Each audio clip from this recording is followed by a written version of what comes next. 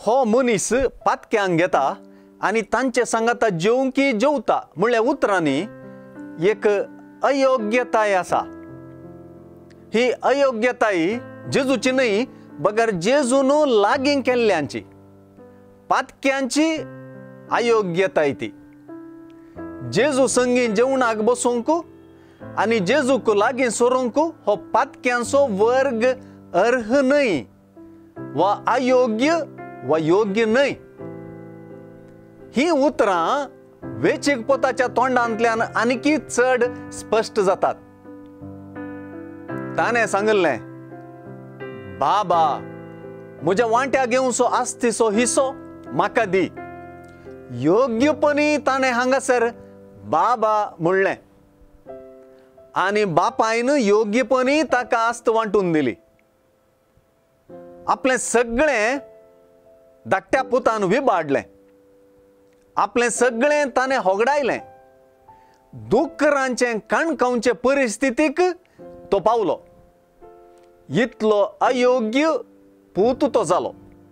आतां तोच म्हणटा, म्हज्या बापायच्या घरांत कितलेशे सांबाळाचे मनीस धादोशी खावन जेवन आसात आनी हांव हांगा भुकेन मरतां। कितलो अयोग्य तो जालो।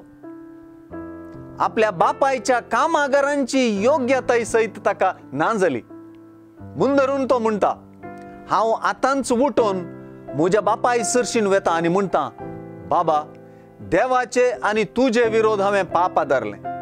तुवें म्हाका तुजो पूत म्हणून आपोवंक हांव योग्य न्हय। म्हाका तुज्या सांबाळाच्या मनशा मदलो एकलो म्हूण लेख। व्हडल्या पुताची म्हज्या लेकार कांय चूक ना। ताणें सांगलें सारकें।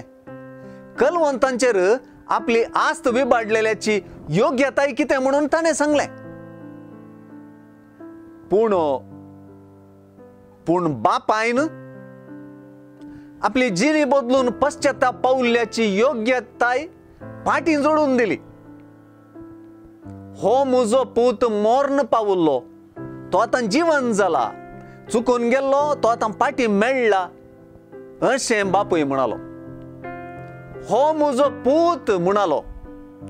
फाटीं आयिल्ल्या पुताची योग्यताय बापायन फाटीं दिली।